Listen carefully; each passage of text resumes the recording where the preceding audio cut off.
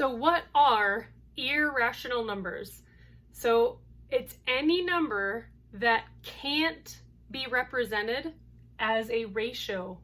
So it's a number that you cannot turn into a fraction. So we have all kinds of irrational numbers, and I have a couple up here. We have the famous Greek symbol pi that represents that special number that we use for circles. And pi shows up in other maths as well. But pi is probably the most famous or well-known example of an irrational number. So an irrational number, in simple definition, is a never-ending, non-repeating decimal. So we've worked with decimals, and in the last video we saw 1.33333.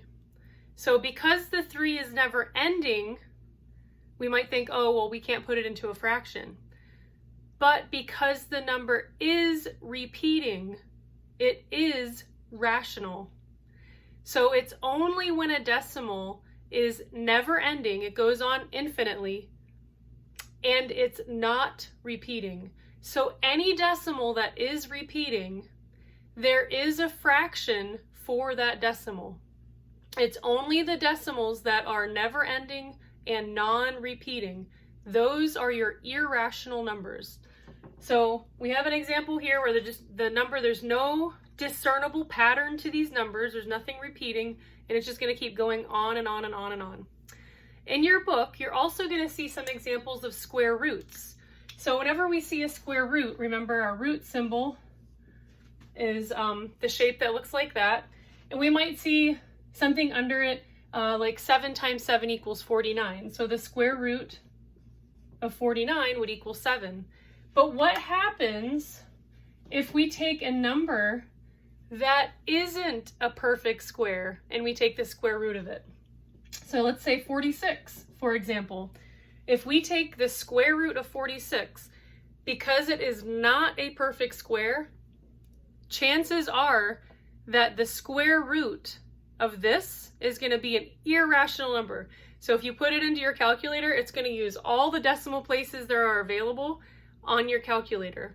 So it's a never-ending, non-repeating decimal. So a lot of your square roots that aren't perfect, that don't have a perfect square root, are going to end up being irrational. And again, that's a never-ending, non-repeating decimal.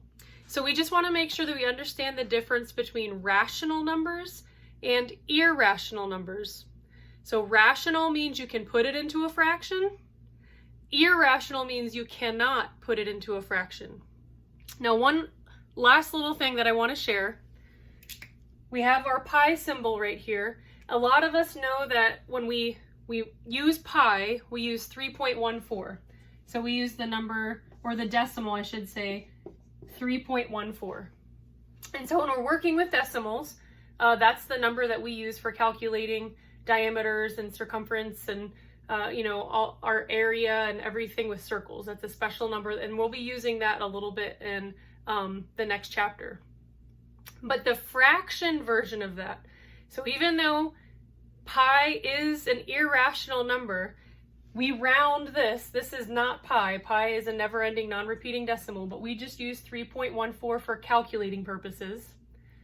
So the same thing for those of you that like to use fractions. You would rather do operations with fractions instead of decimals.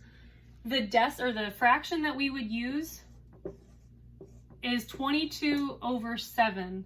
So again, for those of you that like to use fractions for your operations, when you're trying to find area or circumference or something else in your, when you're working with circles, you can use 22 over 7 as the fraction equivalent of pi instead of 3.14. And if you type that in, if you do 22 divided by 7, it'll be 3.14. It'll be really close to pi, but it'll be something that you can round to 3.14. So that's just one other thing that you want to kind of keep in mind, and we'll touch on that in another video later.